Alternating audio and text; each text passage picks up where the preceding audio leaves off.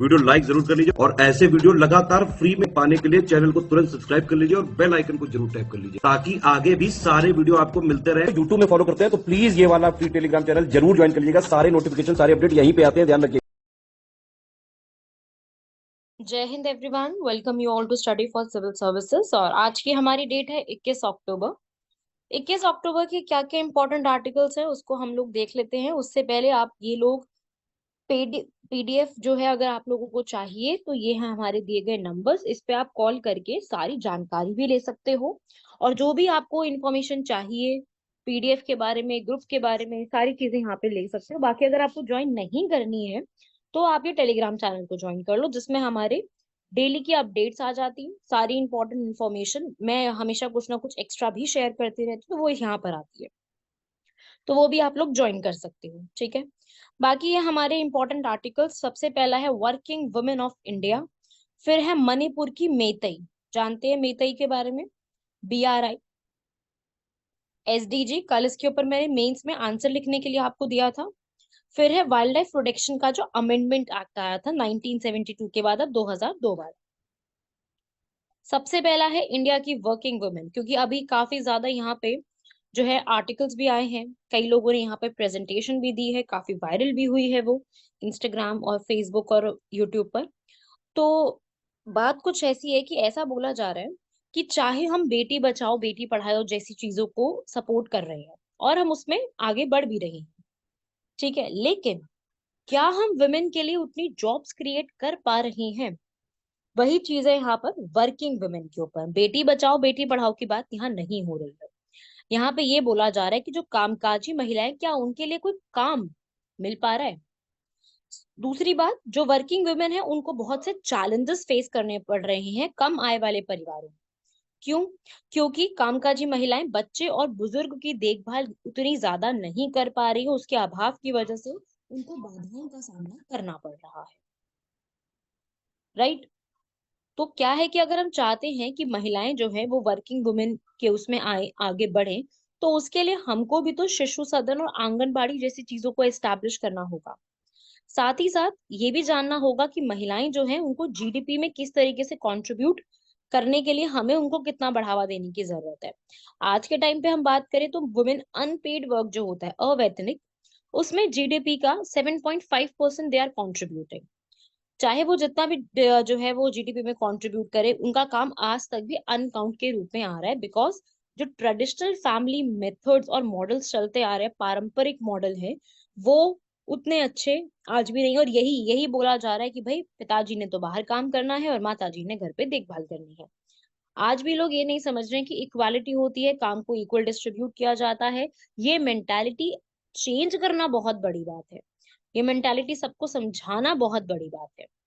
$5 trillion की अर्थव्यवस्था की तरफ हम बढ़ रहे हैं, टॉप 5 में हम लोग आते हैं, बट फिर भी आज भी विमेन को यही बोला जाता है कि वो घर में ही रह के काम कर ले तो ज्यादा बेहतर होगा। अनपेड वर्क है, विमेन जो है घर चलाने के लिए, बच्चों के लिए, बुजुर्गों की देखभाल करने के लिए 10 गुना अधिक, मतलब कि जो पुरुष एक दिन में 3.5 घंटे काम करते हैं, मतलब एक पूरे उसमें साढ़े तीन घंटों की जो अगर मैं बात करूं, 10 गुना काम करती हैं महिलाएं। दोहरे बोझ के रूप में आता है और इसको कोई काउंट ही नहीं किया जाता। आपको भी पता है होम मेकर, हाउस मेकर को कुछ काउंट तक भी नहीं किया जाता। तो ये चेंज जो है ना, एक लेबर की वैल्यू करना कि बाहर जाओगे सिर्फ तभी काम है, घर रहे हो तो कोई काम नहीं कर रहे हो, ये एक रियलिटी, ये जो एक गलत तरीका बनाया हुआ है उसको रियलिटी लाने की जरूरत है। कई बार ऐसा होता है कि जो कम आय वाले परिवार है वहां पे क्या होता है कि माता पिता दोनों ही बाहर काम करते हैं, बिकॉज घर के खर्चे नहीं चलते हैं फिर। और क्या होता है कि जो ऐसे टाइम पे कभी किसी बच्चे की बीमार हो गई, तबीयत खराब हो गई, कुछ हो गया, तो क्या होता है महिलाएं जो है ना वो पूरा टाइम काम पे ढंग से नहीं जा पाती है। इसलिए कई लोग महिलाओं को काम ऑफर करने में भी झिझकते हैं कि भाई ये रेगुलर आ पाएगी या नहीं आ पाएगी, ये भी प्रॉब्लम रहती है। तो बाल देखभाल की सेवाएं जो है उसमें भी समस्या आती है, वुमेन का लेबर फोर्स पार्टिसिपेशन में भी इशू है। तो अब सरकार यहाँ पे महिलाओं की हेल्प करने के लिए कि इनका कामकाज सही से बना रहे, उसके लिए क्या कर सकती है? सबसे पहले आंगनबाड़ी, ऐसा किया भी गया है लेकिन उतने ज्यादा सही तरीके से ये इम्प्लीमेंटेड नहीं है। आंगनबाड़ी भुखमरी और कुपोषण जैसी समस्याओं का निदान करने के लिए बनाया गया। 1975 में भारत सरकार द्वारा इसको स्टार्ट किया गया था। और ये प्रणाली में जो है अभी 6 सेवाएं आती हैं, जिस 6 सेवाओं में नाम है पोषण, स्कूली शिक्षा, पूर्व स्कूली, क्योंकि स्कूल में आ जाएंगे ना बाद में, तो टीकाकरण करना, स्वास्थ्य की जांच, पोषण, स्वास्थ्य शिक्षा, और जो ये सारी सेवाएं होती हैं ये सब कुछ स्थापित करना।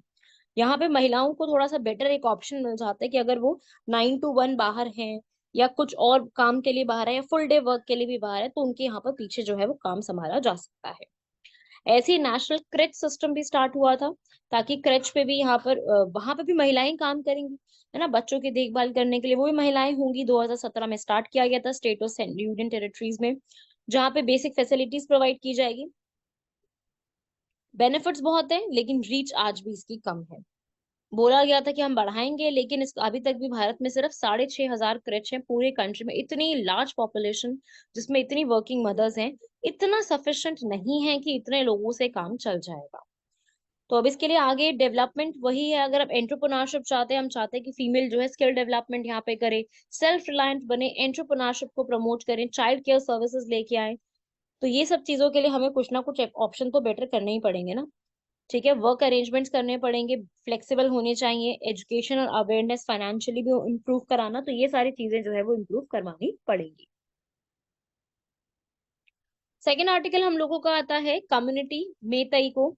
जैसे कि आप सभी लोग जानते हैं कि मणिपुर में मेतई कम्युनिटी की काफी ज्यादा पॉपुलेशन रहती है, और वो सब लोग काफी टाइम से शेड्यूल्ड ट्राइब्स का डिमांड कर रहे हैं, और इसी की वजह से, इस डिमांड की वजह से कुकी ट्राइब्स के साथ उनका प्रॉब्लम चल रहा था। तो मेतई और कुकी का जो यहाँ पर मणिपुर क्राइसिस हम लोग पढ़ रहे थे वो इसी की वजह से था। अब जो ये मेतई कम्युनिटी के पीपल हैं, ये एसटी स्टेटस को डिमांड कर रहे हैं अभी फिलहाल के लिए। 1982 की हम बात करें, टाइमलाइन देख लेते हैं। 1982 में उनका यहाँ पर इस बात को रिजेक्ट कर दिया गया था। 2001 में दोबारा से मणिपुर की सरकार ने प्रपोजल भेजा। 2012 में एक अलग से कमेटी सेटअप की गई स्टेटस देने के लिए। ठीक है, उस समय के जो मणिपुर के गवर्नर थे गुरबाचन सिंह जगत, उनके कहने पर वहां पर एक कमेटी बनाई गई। फिर 2023 मार्च में अभी हाल फिलहाल ही जो है एक रिट पिटिशन फाइल की गई हाई कोर्ट में, और उसके बाद मई से यहाँ पर बहुत जबरदस्त कुकी और मेतई के बीच में क्लैशेस होने लग गए। ठीक है, तो ये सब प्रॉब्लम होने लग गई, कॉन्फ्लिक्ट होने लग गए। तो मणिपुर हाई कोर्ट, मणिपुर का अपना हाई कोर्ट है, वहां पे भी बहुत सारे केसेस जो है वो इसमें पेंडिंग पड़े थे। तो यहाँ पर अभी रिटर्न सबमिशन कुछ नहीं आया था कि मेतई का क्या स्टेटस रहेगा, तो कॉन्फ्लिक्ट्स बढ़ने शुरू हो गए थे। वायलेंस हुआ, आपको पता है कि बहुत जबरदस्त वायलेंस हुए, और बहुत सारी कुछ अलग अलग चीजें भी और निकल के आई थी। लोगों की जॉब चली गई, लैंड चले गए, पब्लिक प्रॉपर्टी का नुकसान हुआ। तो ये सब चीजें वहां पे हुई। अब मैं आपको थोड़ा यहाँ पर इसके पीछे का बैकग्राउंड ये समझा दूं कि अगर मान लीजिए किसी भी कम्युनिटी को एसटी लिस्ट में शामिल होना है, शेड्यूल्ड ट्राइब्स, अनुसूचित जनजाति के रूप में शामिल होना है, तो उसके लिए क्या क्राइटेरिया होना चाहिए, क्या आपके पास होना चाहिए, तब आपको एसटी कम्युनिटी में शामिल किया जा सकता है। तो सबसे पहले तो प्रिमिटिव ट्रेट होने चाहिए, मतलब प्राथमिक लक्षण, मतलब कि आप पिछड़ी हुई जाति के होने चाहिए। मतलब कि ऐसा हो कि जो अभी पॉपुलेशन जो है वो जितने फैसिलिटीज ले रही है, वो आप वो चीज नहीं ले पा रहे हो। तो आर्टिकल 342 में साफ ये बात लिखी हुई है। दूसरा है विशिष्ट संस्कृति आपकी होनी चाहिए, रीति रिवाज आपके अलग हो, मान्यताएं आपकी अलग हो, तभी तो आपको अलग से स्टेटस दिया जा रहा है। आप भौगोलिक अलगाव में रहते हो, आप बाकी सबके साथ जो जनरल पॉपुलेशन है उनके साथ से थोड़ा अलग से रहते हो, ये सब कुछ लिखा हुआ है आर्टिकल 342 में। प्लस आप बड़े पैमाने पर जो बाकी का समुदाय है उनके साथ वार्तालाप करने में संकोच रखते हो, और दूसरा पिछड़ापन बहुत ज्यादा होना चाहिए। ये तो बोल दिया गया, ये पिछड़ापन वाली बात तो लोकुर कम्युनिटी में साफ साफ ये बोली गई थी। एक कमेटी बनाई गई थी लोकुर समिति, उन्होंने 1965 में बोला था कि अगर पिछड़ापन होगा तभी दिया जाएगा, ताकि उनको बढ़ावा दिया जाए। हम आइडेंटिफाई करेंगे और फिर हम उनको बढ़ावा देने में मदद करेंगे। अगर मान लीजिए किसी भी कम्युनिटी को एसटी कम्युनिटी का स्टेटस मिल जाता है, तो उस केस में उनकी सकारात्मक कार्रवाई करी जाती है, मतलब कि उनको रिजर्वेशन मिलता है। मेन सीधी सी बात है, रिजर्वेशन अकॉर्डिंग टू आर्टिकल 16 उनकी सोसाइटी को अपलिफ्ट करने के लिए रिजर्वेशन मिलेगा, पॉलिटिकली रिप्रेजेंटेशन मिलेगा, क्योंकि लोकसभा और राज्यसभा में सीट्स का रिजर्वेशन होता है। साथ ही साथ उनके लिए जितने भी एसटी प्रोग्राम्स हैं, चाहे वो एकलव्य मॉडल स्कूल्स का एस्टैब्लिशमेंट करना हो, हाउसिंग फैसिलिटीज हो, हेल्थ फैसिलिटीज हो, एजुकेशनल फैसिलिटीज हो, ये सारी फैसिलिटीज उनको वहां पे टाइम टू टाइम दी जाती है। साथ ही साथ एसटी के लिए अलग से प्रोटेक्शन है आर्टिकल 23-24 में, राइट। लैंड के राइट्स मिल जाते हैं, क्योंकि ट्राइबल एरियाज में आप लैंड परचेज नहीं कर सकते हो उसके लिए। तो यहाँ पर ये लोग जो हैं तो ये सब चीजें जो है होने लग गई। और अब ये बात आती है कि कुकी और मेतई जो है उनका प्रॉब्लम यहाँ क्यों चल रहा है, क्योंकि कुकी पीपल को ये फियर है कि अगर मेतई लोगों को एसटी का स्टेटस मिल गया तो वो कुकी के लैंड में भी जाके परचेज कर सकते हैं, लैंड को वहां पे सेटल हो सकते हैं, वहां पे खेती बाड़ी कर सकते हैं। साथ ही साथ उनका पॉलिटिकल डोमिनेंस बढ़ जाएगा। क्यों? क्योंकि ऑलरेडी मेतई जो है उनको ऑलरेडी वहां पे पॉपुलेशन जो है वो ज्यादा अमाउंट में है उनकी, और उनके आपस में कोई पुरानी भी प्रॉब्लम्स चल रही हैं, पुरानी भी इलीगल माइग्रेंट्स का रो है। तो हिस्टोरिकल भी उनका काफी ज्यादा आपस में प्रॉब्लम्स जो है वो रही हैं, पहली बार नहीं है, ये बहुत रहा है। और कुकी का तो ये कहने के वाला है कि भाई हमको अलग करो और हमारे लिए अलग से कुकी लैंड बनाओ। जैसे आसाम वालों का था ना बोडो लैंड बना के दो, मध्य प्रदेश वालों का था कि हमें भील प्रदेश बना के दो मध्य प्रदेश में। मध्य प्रदेश, ये जो भील हैं ये रहते हैं सबसे ज्यादा मध्य प्रदेश, ये राजस्थान और जो गुजरात का रीजन है, तीनों का जो बॉर्डर टच होता है वहां पे रहते हैं सबसे ज्यादा। तो उनका ऐसा कहना है कि हम लोगों को क्या करके दो, हम लोगों को भी सेपरेट जो है वो भील प्रदेश बना के दो। ऐसे ही बोडो वालों का कहना है, जो आसाम के लोग हैं उनका कहना है कि हमारे को बोडोलैंड बना के दो। कुकी वालों का कहना है कि हमको कुकी लैंड बना के दो। तो ऐसे अगर हम डिमांड मानने लग गए तो ऐसे तो हर कोई डिमांड मनवाएगा अपनी, और सेपरेट स्टेट ही यहाँ पर बनते रहेंगे। 28 के कब 20, 30, 36, 40 हो जाएंगे पता भी नहीं चलेगा। आजादी के समय हम 14 थे, अब आते आते करते करते हम लोग 28 हो गए ना, तो 28 के भी आगे बढ़ने शुरू हो जाएंगे। तो ये प्रॉब्लम है, ये बात है इसके अंदर, समझे भाई? कॉन्सेप्ट समझ में आया? और हमसे जो एग्जाम में पूछा जाएगा वो ये पूछा जाएगा क्राइटेरिया। ये क्राइटेरिया बहुत पूछा जाता है। ठीक है, एक आपको मैं और बता दूं कि आप लोग अगर पढ़ ही रहे हो तो अलग से एक स्केड्यूल 5 को पढ़ के जाना। इस पे क्वेश्चन यूपीएससी ने अभी हाल फिलहाल में ईपीएफओ के एग्जाम में और सीएपीएफ के एग्जाम में, दोनों में अभी हाल फिलहाल में इससे क्वेश्चन पूछे हैं। तो शेड्यूल 5 इज वेरी इंपॉर्टेंट। अगर आपको शेड्यूल 5 आता है अच्छी बात है, नहीं आता तो मेरी पॉलिटी की पूरी वीडियो समझ लो, मैंने उस पूरी वीडियो में एक्सप्लेन किया है, हिंदी इंग्लिश दोनों में। आप वो उस पे यूट्यूब पे डालिए SCS study for civil services polity पापा वीडियो। अब पॉलिटी की पापा वीडियो आप डालोगे तो उसमें मेरी वीडियोस आपको दो मिल जाएंगी, इंग्लिश और हिंदी मीडियम की, जहाँ पे डिटेल में आपको सारा कुछ मिल जाएगा। ठीक है, चलिए बढ़ते हैं हमारे अगले आर्टिकल की तरफ। तीसरा हमारा आर्टिकल कहता है बेल्ट एंड रोड इनिशिएटिव। क्योंकि अभी ये जो प्रोजेक्ट है ये बहुत पुराना है, चाइना के प्रेसिडेंट जी जिनपिंग का। अभी चैलेंजेस बहुत आ रहे हैं इसके अंदर। BRI इनिशिएटिव क्या है? पूरे के पूरे वर्ल्ड को चाइना के साथ एक रोड से कनेक्ट कर देना। और खास बात यह कि इंडिया इसका पार्टनर नहीं है, इंडिया ने आज तक भी इसको साइन नहीं किया, पाकिस्तान ने साइन कर दिया है। पहले इसका नाम हुआ करता था वन बेल्ट वन रूट, बाद में इसका नाम चेंज करके बेल्ट एंड रोड इनिशिएटिव कर दिया, ताकि ओपन माइंडेड लगे यहाँ पर। ऐसा ना लगे वन बेल्ट है तो चाइना ने स्टार्ट किया तो चाइना ही यहाँ पे इसको कर रहा है। तो ये सब खत्म करके लिंक जो है बढ़ाने के लिए किया गया था। जो पुराने लिंक है सिल्क रोड को हटा करके नए रोड्स बनाए जाएंगे, चाइना और मंगोलिया से रशिया होते हुए Russia, central west, central Asia, west Asia corridor, China और म्यांमार का। ठीक है, तो ये सारे इनिशिएटिव्स उसमें स्टार्ट किए गए थे। और इसका सबसे बड़ा एक इम्पॉर्टेंट ऑब्जेक्टिव जो है इसी में बनाने का था वो था सीपैक। सीपैक की फुल फॉर्म है चाइना पाकिस्तान इकोनॉमिक कॉरिडोर। अब इसमें क्या था कि चाइना और पाकिस्तान का एक इकोनॉमिक कॉरिडोर बनाया जाएगा। अब जैसे आपको पता है कि ये हमारा भारत है, मैं आपको दोबारा बना देती हूँ इधर, ये हमारा भारत है। ठीक है, इधर ऊपर की तरफ चाइना है और इसकी यहाँ पर पाकिस्तान।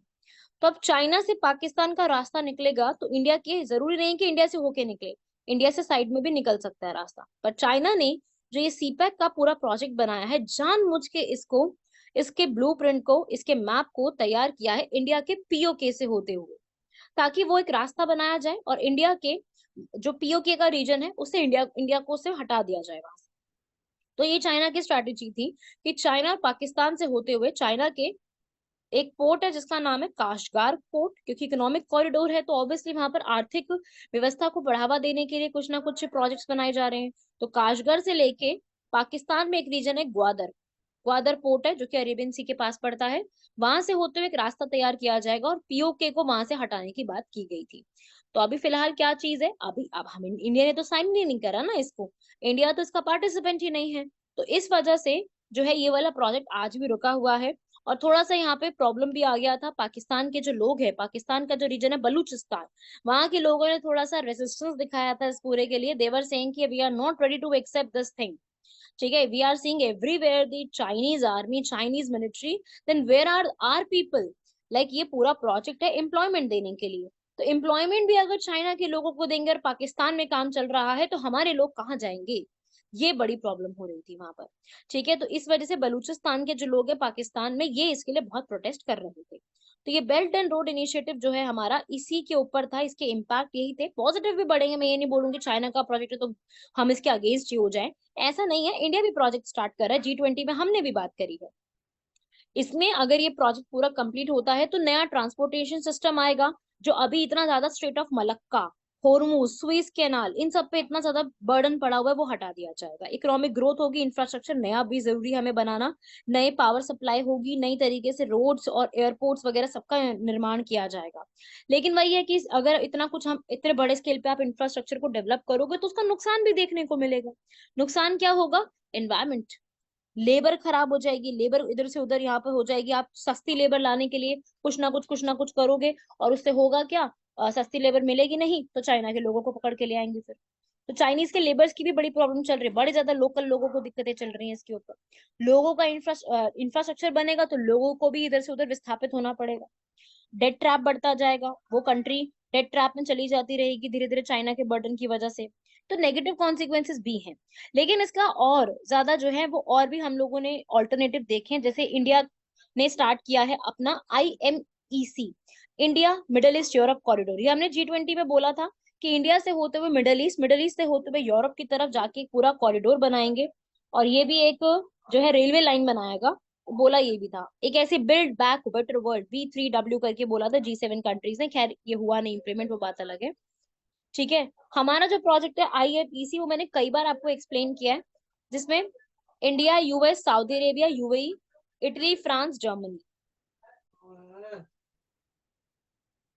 तो हमारा जो ये IMEC का प्रोजेक्ट होगा उसमें दो चीजें होंगी, रेल भी होगी और रोड भी होगी, दोनों चीजों को बनाया जाएगा। तो ये प्रोजेक्ट पूरा रेल और शिपिंग दोनों के ऑप्शंस भी देगा, रेल, शिपिंग और रोड, तीनों के ऑप्शन हम लोगों को प्रोवाइड करेगा। तो ये ऑल्टरनेटिव्स हैं, ये बन जाए तो इंडिया को बहुत ज्यादा फायदा होगा इस पूरे प्रोजेक्ट से। मल्टी मॉडल प्रोजेक्ट कहलाएगा। क्लियर हुआ भाई यहाँ तक ये वाला? चलिए, अगला फोर्थ आर्टिकल है जो मैंने कल भी आपको बताया था यहाँ पर, कि सस्टेनेबल डेवलपमेंट गोल, सतत विकास लक्ष्य। काफी बातें हो रही हैं इनके ऊपर, क्योंकि वर्ल्ड जो है अभी जलवायु परिवर्तन के बारे में काफी बातें कर रहे हैं। और हम लोगों ने, आपको पता है कि जो हमने पंचामृत प्रॉमिस किए थे यहाँ पर, 2070 तक नेट जीरो एमिशंस कर देंगे। तो अभी यही बात चल रही है पूरे वर्ल्ड में, कि जितनी भी हम ये बातें करते थे SDG के ऊपर, हमने इतने अग्रीमेंट साइन किए, पेरिस अग्रीमेंट साइन किया, ये सब तो आज भी इसमें कोई भी एनर्जी नहीं मिलती है। इवन जो है यूरोप के 4 लड़कों ने इसके ऊपर, 4 बॉयज ने यहाँ पर अपनी यूरोपियन यूनियन में एक पिटिशन भी फाइल करी है, कि जो बोला गया था पेरिस अग्रीमेंट में हर कंट्री ने, उतनी एनर्जी, उतना एंथुजियाज्म किसी भी कंट्री में नहीं देखने को मिला है, जो कि यहाँ पर बेटर करने की कोशिश में लगे हो, जो कि सच्चाई भी है। ठीक है, हम ऐसे करेंगे, हम 2025 तक आने वाले में ऐसे करेंगे। 2025 तो आने ही वाला है, 23 तो खत्म हो गया। ठीक है, 2 ही साल है, जो इतने सालों में नहीं हुआ 2 साल में क्या अनोखा हो जाएगा? है ना भाई? सोचने वाली बात है। तो इस प्रकार से हमने इतने चैलेंजेस यहाँ पे फेस करे, लेकिन अभी भी किसी भी कंट्री में वो सिंक नहीं देखने को मिल रहा। हमने वो नहीं सोचा कि हम लोगों के जो प्राइमरी टारगेट्स थे, कि एनर्जी डिपार्टमेंट को गीगा वॉट्स में सप्लाई करना है, किलो वॉट्स में सप्लाई करना है, प्राइमरी हेल्थ केयर को, ये सब बातें हमने आज भी यहाँ पे जो है टारगेट ऑफ कर दिया है, ऑफ टारगेट गई है सारी चीजें। इंडिया लैक सबसे बड़ी चीजों पे कर रहा है, कोयले पे। आज भी हम कोयले पे डिपेंडेंट बहुत ज्यादा है। कोयले के हटा के हमें और जो सोर्सेज ऑफ एनर्जी है उस पर स्विच करना ही पड़ेगा। लार्ज स्केल पे सोलर, विंड और हाइड्रो पावर एनर्जी को लेके आना पड़ेगा देश में, ताकि कोयले पे डिपेंडेंसी को हटा के इलेक्ट्रिफिकेशन के लिए हम लोग दूसरे के, और जो जो एक आप कह लो कि हमारे एनवायरमेंट फ्रेंडली जो ऑप्शंस है ना, उस पर स्विच कर सके। साथ ही साथ सस्टेनेबल डेवलपमेंट का मतलब होता है, मैंने आपको कई बार बताया हुआ है, कि आज इस तरीके से हमें इस चीजों का इस्तेमाल करना है कि आगे आने वाली जो हमारी जनरेशन है उनको इन रिसोर्सेस का लाभ मिले, उनको यहाँ का लाख ना मिले। इसको सबसे पहली बार वर्ड को इस्तेमाल किया गया था, ब्रुटलैंड कमीशन की एक रिपोर्ट आई थी 1987 में। वहां पे किया गया था ब्रुटलैंड कमीशन रिपोर्ट, जिसको world commission on environment and development के नाम से भी जाना जाता है। उन्होंने इसके लिए बोला था कि हम इस चीज को यहाँ पे लेके आएंगे। वो तब से चल रहा है और आज तक भी इसके बारे में बात ही चल रही है, किया नहीं गया है। तो सस्टेनेबल डेवलपमेंट हर बार क्वेश्चन आता है, यूपीएससी का तो फेवरेट टॉपिक है, पढ़ के जरूर जाना है इसको। और मैंने अभी हाल फिलहाल में आपके लिए वीकली करंट अफेयर्स की जो पूरी एक होता है ना एनालिसिस, वो भी अपलोड कर दिया है, उसको देखो जाके। और अपने जो अक्टूबर महीने के करंट अफेयर्स उसको रिवाइज करो। फर्स्ट वीक और सेकंड वीक का अपलोड हो जाएगा, फर्स्ट हो चुका है, सेकंड वीक का आज या कल में अपलोड हो जाएगा। ठीक है, अभी थर्ड वीक तो चल ही रहा है, तो थर्ड वीक का तो अभी थोड़ा सा लेट मिलेगा, लेकिन आप अभी फर्स्ट और सेकंड वीक का अपना कंप्लीट करके सारी कंप्लीट कर लो, बिकॉज बहुत डिटेल में मैंने समझाया है। और अगर आपको उस लेक्चर से कुछ भी सीखने को मिला है तो उस लेक्चर पे कमेंट जरूर करिएगा, तो ताकि मुझे भी पता चले कि आप लोगों को कितना सीखने को मिला है, ताकि मैं भी उसको और बेटर कर सकूं, उसमें और नई नई चीजों को इंक्लूड करूं, उसको क्वेश्चंस को समझाऊं, मतलब नई नई चीजों को उसमें इंक्लूड करवाती हूं।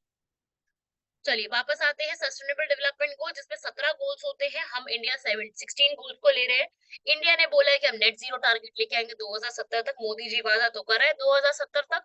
2070 तक ना मोदी जी रहेंगे ना हम रहेंगे, पता नहीं कौन ही करेगा इसको। चलो जोक्स अपार्ट, हमें और बेटर बनाने की जरूरत है इसके अंदर, ताकि नेशनल और ग्लोबली दोनों को यहाँ पर इम्प्रूव करवाया जा सके। ठीक है भाई, चलिए अगला आर्टिकल है, बड़ा ही इंटरेस्टिंग आर्टिकल है, वाइल्ड लाइफ प्रोटेक्शन एक्ट। जरा ध्यान से समझिएगा। देखिए, वाइल्ड लाइफ प्रोटेक्शन एक्ट जो है ये 1972 में असल में आया था। इसके आने का भी मैं रीजन बता देती हूँ, ध्यान से मेरी स्टोरी समझना, तभी समझ में आएगा, वरना कुछ समझ नहीं आएगा। आप लोगों को ये डेट याद है, 5 जून 1972। चलो 1972 छोड़ो, 5 जून याद है।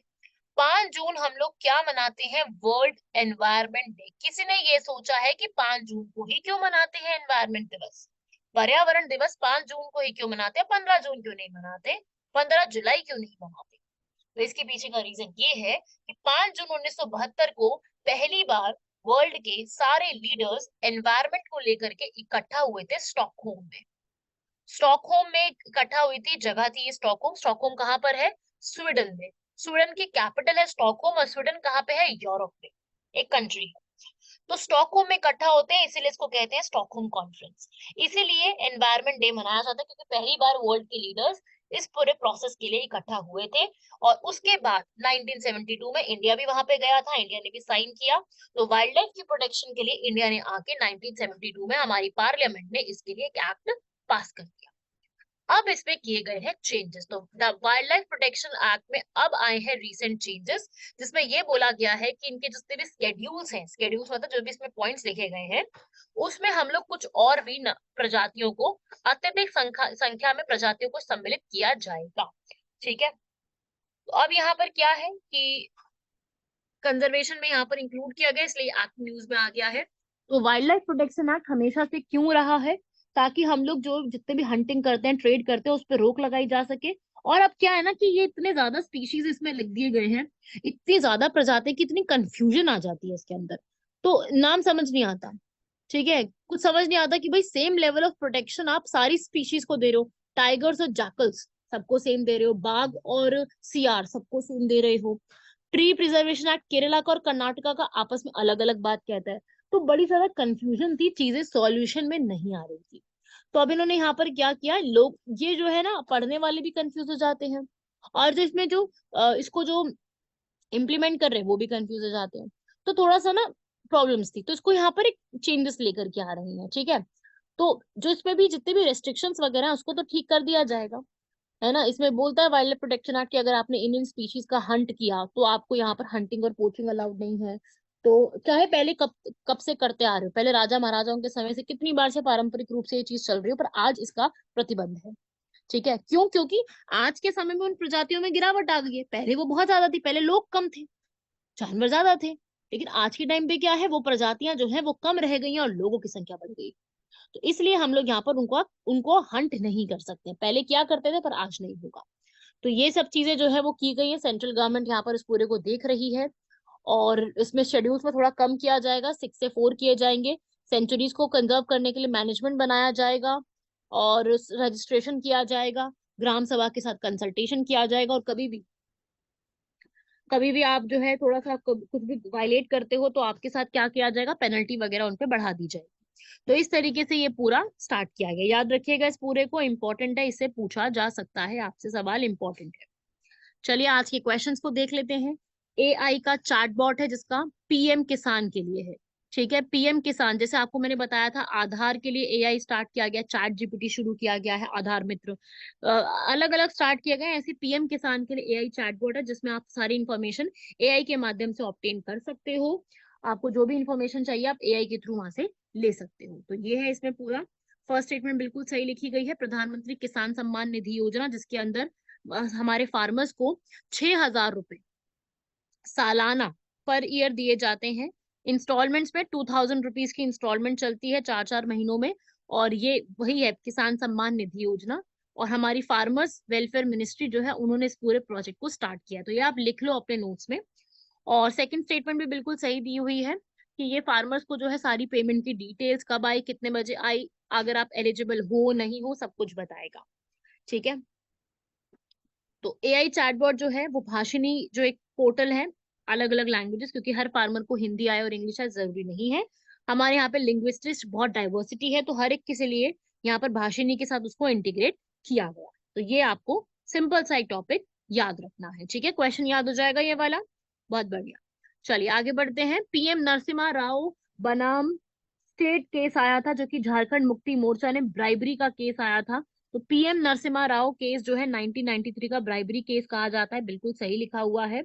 और यहाँ पर इसमें शिबू सोरेन और उसकी पार्टी के जो मेंबर्स थे, वो पीवी नरसिम्हा राव के अगेंस्ट नो कॉन्फिडेंस मोशन में वोट करने के लिए पाए गए थे। करेक्ट बात लिखी हुई है। और यहाँ पर आर्टिकल 105 जो प्रिविलेजेस के ऊपर है, उसके अगेंस्ट यहाँ पे बात होती है। तो ये पूरा सिस्टम एक था, एक केस था। इसके बारे में मैंने पहले भी बहुत एक्सप्लेन किया हुआ है। तो ये आप लोगों से हो गया होगा क्वेश्चन सॉल्व। बाकी आज का हमारा मेंस का एग्जाम के लिए जो क्वेश्चन है वो यही है कि इंडिया के फूड सिस्टम के बारे में आप क्या कहना चाहेंगे, कि फूड सिस्टम में, खाद्य प्रणाली में क्या क्या परिवर्तन आप चाहते हैं, इसमें क्या क्या चुनौतियां शामिल हो रही है, और इसमें कैसे और इंक्लूसिविटी को बढ़ा सकते हैं। इंक्लूसिविटी का मतलब होता है कि हर किसी को खाना मिले, ये सुनिश्चित कैसे किया जा सकता है। तो ये आपका मेंस का है आज का। ये इजी क्वेश्चन है, मैं बोलूंगी। फूड सिस्टम के बारे में बताना है, बहुत सारी चीजें तो आप खुद से बता सकते हो, क्योंकि हम लोग भी फेस करते हैं इन चीजों को। तो कुछ कुछ पॉइंट आप खुद से बताएंगे, कुछ पॉइंट को आप यहाँ पे अलग से लिखेंगे और अपने इस आंसर को कंप्लीट करिएगा। ठीक है भाई। वीकली करंट अफेयर अपलोड हो गया, उसको देखना ना भूलें। शॉर्ट्स को देखना ना भूलें, कंप्लीट करें वहां तक सारा, क्योंकि शॉर्ट्स और वीकली करंट अफेयर में व्यूज कम रहते हैं। डेली करंट अफेयर में रहते हैं अच्छे खासे व्यूज, चलो ठीक है, पर बाकियों में व्यूज हमारे कम रहते हैं, तो जरा उनको भी जरा प्यार दीजिए। बाकी मिलते हैं आप सभी लोगों से अगले लेक्चर में। तब तक के लिए धन्यवाद, शुक्रिया, जय हिंद।